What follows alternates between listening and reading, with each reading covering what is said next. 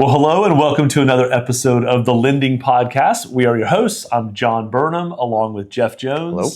We are here in Austin, Texas at Benchmark Mortgage headquarters here in Central Texas, coming to you live with a market update today. Yeah, it is mid-December 2024. This year is almost done. And guess what, folks? Everyone's forecast for 2024 with mortgage rates was wrong. Yeah, yes, it was. Just to put that out there, when we were sitting in January talking about this, oh my gosh, we have come a long way back to where we started. Right. We did like a 360. It's so fun. Yeah, we did not. No, I'm excited about this update. So what we like to do is kind of be your lending friend that gives you good information to give you good advice. So if you're out there, you're a realtor, you are a home buyer, you are a financial advisor for people that have, properties. If you're just curious about how lending affects housing, we're here for you. And right. We love giving market updates. And sometimes they're not like, oh, we're going to do another market update. But I think that ending a year with a market update is great because we really have a broad perspective of what makes mortgage rates what they are, what makes housing affordability what it is. So when you hear things in the media, a journalist or a talking head or a lobbyist or a politician, they don't have the in-depth insight because it's not their industry. They're a little out of their lane, right? So I like doing these. Yeah. And there's a reason that the rear view mirror is smaller than the windshield. We're going to look at the rear view mirror and we're going to see what happened in 2024, but let's look through the windshield at 2025 and get excited and be optimistic about the real estate market for next year, because I truly am, from the bottom of my heart, optimistic about what's going on in real estate, what we are seeing right now with buyer activity and what we're seeing right now with interest rates. I think the positive aspect of what's happened in interest rates this year is they have, for the most part, stabilized. And it's been this way for about 2 years. Now, have we seen some ups? Have we seen some downs? Yes. But basically, we just looked at a graph. In the last 28 months, we've essentially been in the same tight range on rates. And we get a little bit of improvement, yay, and then we see a market headline, and then we see something, rates went up, and then everybody has a frowny face. So we don't want to be emotionally attached to the interest rate movement, because it is going to move just like a stock or just like your 401k. You don't log in every single day and look at your 401k and allow that to dictate your mood for the day. That's right. Well, if you do, you shouldn't, but because it can be a little depressing. It can be. To see those dips, and then you have the upswing and it's green. Yay, my 401k went up. So that's what we do in the interest rate market. Let us worry about that stuff for you. You worry about go finding the perfect house. Yeah, and as a lender, we get asked the question, are rates going up or are they going down? And that's why we love these updates, because we can tell everybody all at the same time what we're seeing. But let's just put it in perspective of how the bonds market affect rates. Real quick snapshot. As a mortgage bond security gets bought or sold, that's going to move the demand and the pricing of the mortgage bond security for that, what we call a coupon rate. So whether we have a 5, 5.5, a 6 coupon rate. And so those are when your mortgages are sold in the secondary market, pooled into a package and sold to investors. We call it the secondary market. That's the mortgage bond security market, right? So a pretty good percentage of conventional loans, Fannie Mae, Freddie Mac, are in that. And I don't want to spitball, but it's a lot. It used to be 90%. I would say 80, I would say Fannie Mae and Freddie Mac are still buying the majority of the mortgages out there for sure. We are seeing an increase in alternative types of loans as well. Right. Bank portfolio loans and what we call non-QM, which is a non-qualified mortgage, alternative income documentation, bank statement loans, things like that. Debt DSCR loans, which is debt service coverage ratio, commercial loans.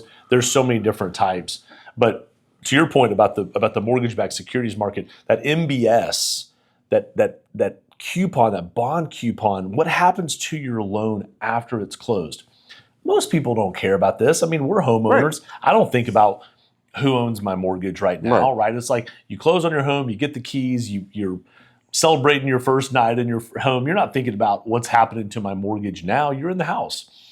But what's happening to your mortgage is it's pooled with 1,000 other Jeff Joneses, and those loans go together in a pool and they're sold and traded as a mortgage-backed security. It becomes a commodity, right? That's right. And Yeah. the demand of that changes the pricing of the loans, which subsequently changes the cost of the loan, i.e. Yeah. the rate. And just like any other bond market on that, when you can buy it publicly, it's publicly traded. If you have more buyers than you have sellers, right? Prices go up. The prices go up. When you have more sellers selling or basically not buying, I could say, because they can just let it roll out or exhaust, or they can just sell their thing. And less than buyers, and the price go down. So value goes down. Yep. So it's a simple math like that. And I know we've done a good podcast on how to solve the housing affordability crisis. Yes. If you haven't seen that one, please do. We do a deep dive into this because there's just two big things that we really can see can turn things around quickly for more affordability. And that is getting rates down is one of them, and getting rid of loan level price adjustments. Yeah. To get rates down, the reason why I bring it up is because if we get a lot more buyers of bond markets than sellers, the number one buyer used to be the Federal Reserve. That's right. So back during the Republican administration, when Trump was in office, and even the Obama administration before that, the Federal Reserve's policy was to buy almost like 40% of the purchases on the bond market. So they increased their portfolio of how much mortgage-backed securities they had on paper and held. And then it ramped up significantly during COVID. So 2020, 2021, we did the quantitative easing, and we really beefed up that quote-unquote balance sheet. So the Federal Reserve had a bigger balance sheet of mortgage bonds. And that's when we saw rates in the upper 2s and low 3s. Yep. And they, in 2022, started to divest and get rid of those mortgage-backed securities and clean up their balance sheet, which caused the prices of bonds to go down, which means the yield goes up. Prices and yields are inversely related. So this is all technical stuff. All you need to know out there is that we need more buyers for mortgage bonds. We do. And the biggest buyer could be the Federal Reserve, and that's really what you're saying. If we could get the Federal Reserve to step back in, we don't need rates in the 3s for folks to move. 5 to 6%. I've had a lot of conversations with folks that are thinking about selling and buying. If they could get a rate in the 5s, I've talked to a lot of folks that said, I'd move. My rate's at 3, but I would take a 5% rate to move and get the house that I really want. Or for that first-time buyer, if I could get a rate in the 5s, I could actually qualify for the home that I want and feel good about my payment. Yeah. And so there is some looking through the windshield, there are some positives ahead for our market and some opportunities for rates to come down. And the question is, how quickly will that happen? And is that what's holding up most folks back? Is it just the rate, or is it something else? Because the interest rate, again, is temporary. The worst case scenario is that the rate you get is the rate you have forever because it's a fixed. But best case scenario, you buy your house, you have your rate, you're going to refinance it. Yeah. No, that's good. I like that. You can always refinance. Yeah. So there's an interesting thing that's been going on recently for the past 2 months, where we haven't had a lot of movement in our mortgage rates, and because we haven't had a lot of movement in the mortgage-backed securities market for 2 months. And what a lot of people don't understand is they're hearing from media out there that, the Fed cut rates, things should be getting better, but they're not in the mortgage industry. It really has made a minimal movement. It's because how the market works. And the big movements are the big buyers of bonds coming back. Yes. That makes big movements. When a Federal Reserve cuts a rate, that can actually move the needle different ways. It can go up, it can go down, depending on the environment that it's made in. There's a whole series that we can get into on that, but we're not going to go there today. We might touch on pieces. But all I have to say is when the market moves ahead of Federal Reserve rate cuts, so there's an anticipation from mortgage-backed securities buyers There's already that anticipation baked in at least 2 to 3 weeks ahead of time minimum. So you'll see market corrections about 2 to 3 weeks ahead of a federal rate movement. Yep. And that's what so happened in by September. the time the rate actually goes into effect and is announced, we've already adjusted. Yeah, let's do a quick rear view mirror look. Yeah. So here we are, December of 24. Let's go back 3 months to September of 24. So the best rates that we've seen this entire year was mid-September, right before the Fed's first rate cut. Yeah. Which is really ironic that the rates were the best. That's what you were talking about. Mm-hmm. The anticipation leading up to the Fed meeting of, is the Fed going to cut a quarter? Are they going to cut a half? Are they going? Right. What are they going to do? Keep it the same? We were pretty confident in September Something they were was going to get cut. Yeah, they were going to cut something. They ended up cutting 50 basis points, 0.5, which is pretty good. Again, that's the short-term rate. The overnight lending rate, it's tied to prime. It affects commercial loans. It affects auto loans. It affects credit cards. It affects construction loans, lines of credit, things like that. It does not affect mortgage rates directly, but it can indirectly affect mortgage rates. Well, if you look at September 16th, which was a Monday of 2024, that was the best bond prices have been this entire year, and really probably for the last 2 years. Yeah. 2 days later, September 18th, was the Fed meeting. The Fed cut 50 basis points, lowered that short-term rate, the rate at which banks loan other banks money, which is also tied to prime. Since that time, we've seen interest rates, our rates go up. So we have not had a favorable environment for a number of factors for bond buyers to aggressively be buying mortgage-backed securities. And I think it's specifically tied, I know it's specifically tied to our inflation numbers. We have not yet seen enough inflation movement. We're on par with expectations. That's great. But we are not yet at a 2% target Fed inflation number. And until we get that inflation number down, we're hitting the expectations. It's about little over 3% right now, year over year inflation. Not bad.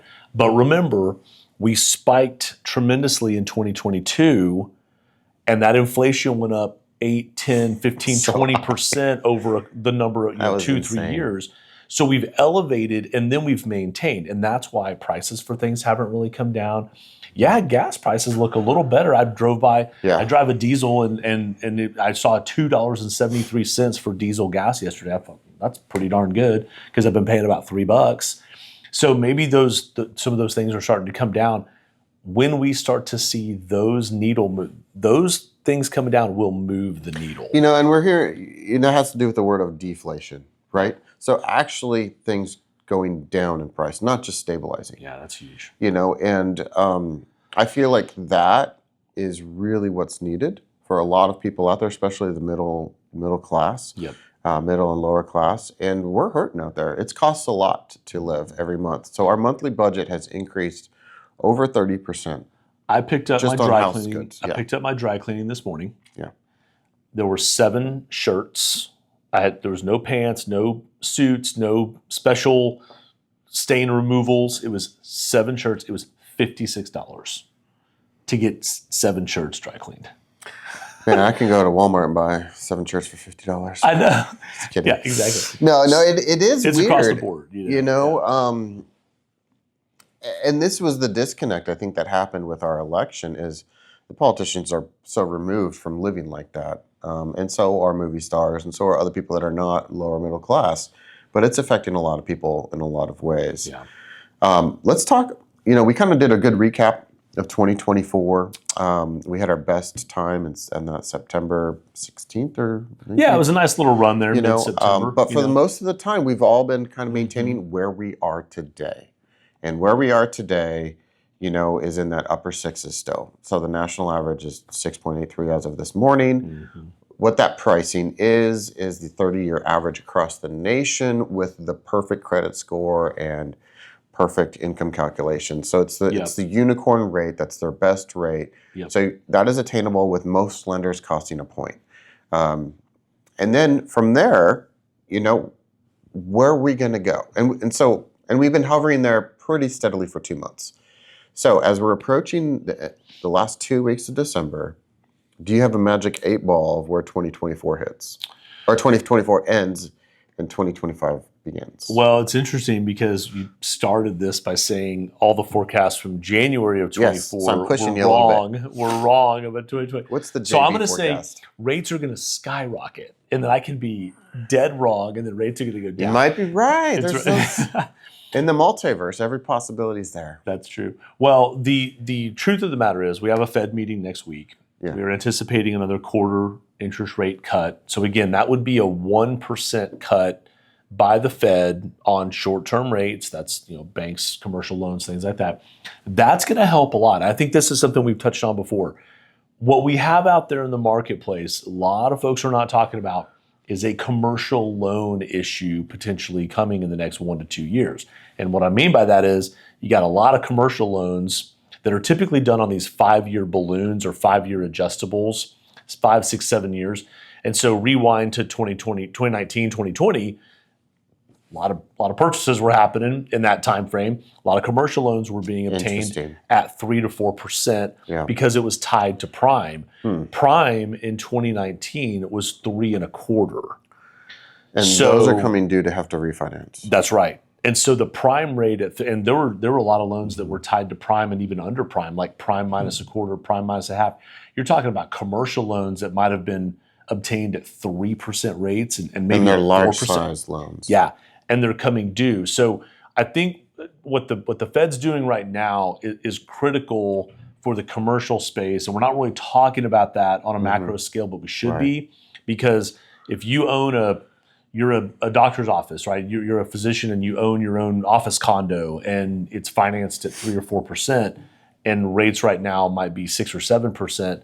Take your loan balance, figure out what 2% higher on your monthly payment would be. It's going to add probably 4 figures to your payment. So those are on a monthly basis. So those are the little things that I do believe the Fed is looking at, hopefully, and not just looking at the inflation and not just looking at unemployment numbers and not just looking at the JOLTS report and all these financial reports that we get. We need to be thinking about, if all those loans come due and the next best loan that someone can get is 6.5% and they've been at 3.5%, that could be a potential snowball issue. This is not doomsday stuff. This is just, let's be aware of it. So to play this out, where my head goes and some of the arguments of having low interest rates might surge inflation even higher because more people are buying because it's more accessible to buy now if rates drop.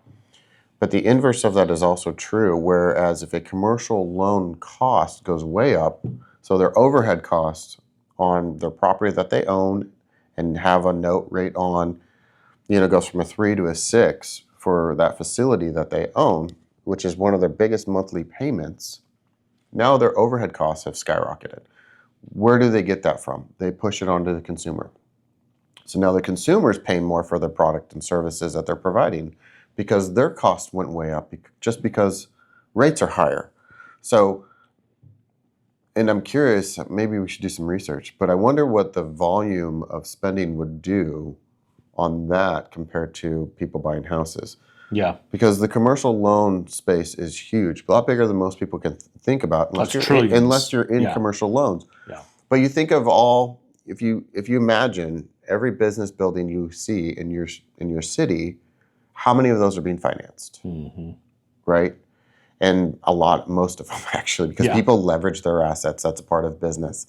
So a lot of those properties are being financed, and a lot of those financial costs are starting to go way up. And so rents are going way up, products and service costs are going way up, and that's going to get pushed on the consumer unless we can alleviate that commercial loan rate. And that's why it is so critical to bring the cost of goods down in other ways, right? So like reducing energy costs, reducing transportation costs. That's a big piece because we might get some relief in one area and then, we have an increase in cost in another area. And so we're just playing this sort of back and forth game with consumer costs of goods. And that ultimately we feel it at the household level. You feel it at the grocery store. You feel it at the gas pump. We've all been there for 2-3 years now where it's like, dang, stuff is just more expensive. Dry cleaning bills, right? I don't go to dry cleaners that often, right? I do my own stuff at home sometimes, iron my own shirt, but it's like, man, $8 a shirt, that's a lot. So, I think the takeaway here is looking through the windshield, looking at the forecast for 2025. It really is all about inflation. It's about getting costs down. It's about reducing wasteful spending, right? So that we can, at a macro level, so that we can get our consumer spending back in line, because other things might jump up in the next year or so on this commercial side, like you said. So if we have increased costs over here, we've got to cut costs over here and make sure that consumer goods, the cost of goods, come down. And there's so many unknowns. When you're hearing so much, I think, the first quarter of 2025's, the word tariffs is going to be said like 400 times a day, while these policies really start unraveling, how they play out, what actually is going to get done instead of just said, and how that affects the economy. And because the unknowns are so great with, the tariffs and undocumented citizens maybe having to fight for themselves to stay in the country or not, or we don't, so you have a workforce that's going to change, you have a cost of doing business that's going to change. We have no idea what exports will look like. We are, freaking out that imports won't be available. Meanwhile, it's already expensive. So how is this all going to shuffle out? And I think the first quarter, the first 3 months, it's going to be a dust storm where everyone's figuring it out on the fly, right? And then, I really think that the second quarter, things will start to make more sense. Third quarter, we'll know how to operate in it. Fourth quarter, we're jiving. Like, businesses figured it out, because business finds a way. Yeah. Right? So I think the first couple months, there's going to be a lot of uncertainty. And I think what that does is people are going to be looking for what's the Federal Reserve stance to help out quite a few different departments. And one of them is mortgage-backed securities. Yeah. So my hope is that the Federal Reserve wants to help out the consumer by buying mortgage-backed securities to alleviate loan costs. There's no way to know what they're going to do until they say it and then do it. And right now, we don't have word on that. We don't. So that's an unknown. It's an unknown. I do believe that this election cycle, and that's the other thing about the rearview mirror, is we were in election year in our industry was perhaps a little turbulent at times, just based on those headlines and anticipation and things that were going to be happening. But really looking ahead, this is about, the people have kind of spoken, like the economy was number one.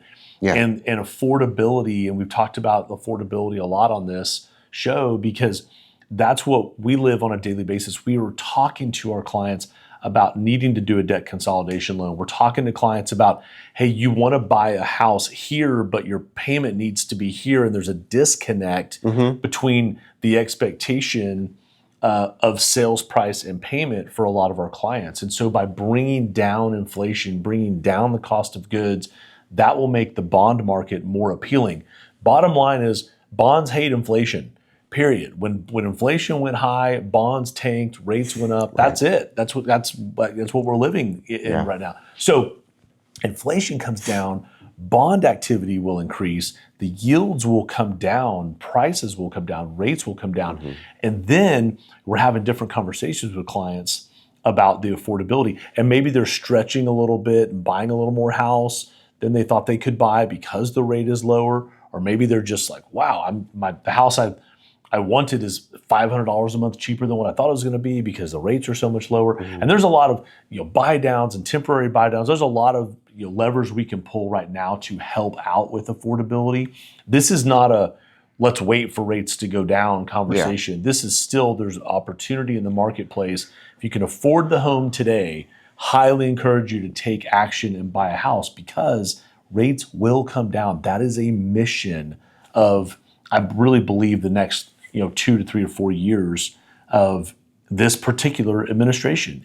Because the economy was the number one thing on the ballot. And like you said, we don't know how it will play out, but that sure, what's going to actually happen versus what's talked about, what's being talked about. but it certainly is the number one issue. And honestly, I've been pretty encouraged by what's happened over the last 2 months, because what we've seen is movements have tightened. The ups and downs have gotten smaller and smaller. We've had more consistency around the same number for a while now.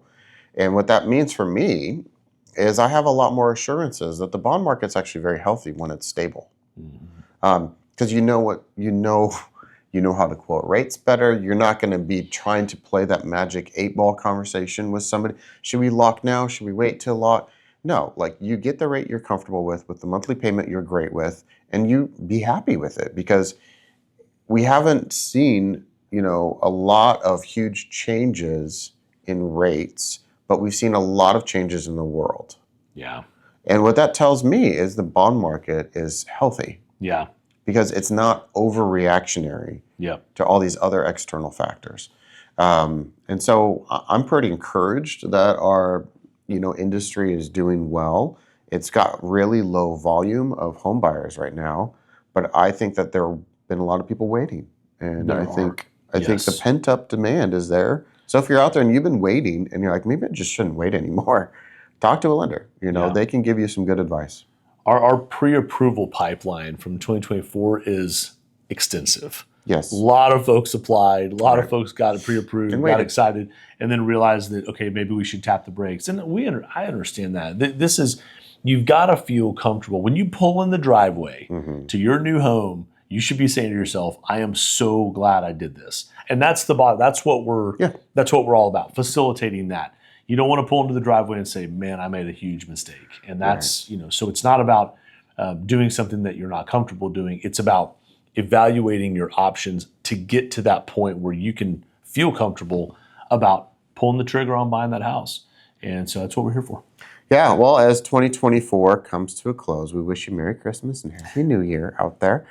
And thank you so much for being a faithful listener of the Lending Podcast. We do wish that you would like, subscribe, share with your friends. We want to get this out to more people that know about us already. And any final words, sir? Merry Christmas, Happy Hanukkah, Happy New Year, Happy Holidays, all those things. We're glad you're with us and look forward to talking soon. All right, take care.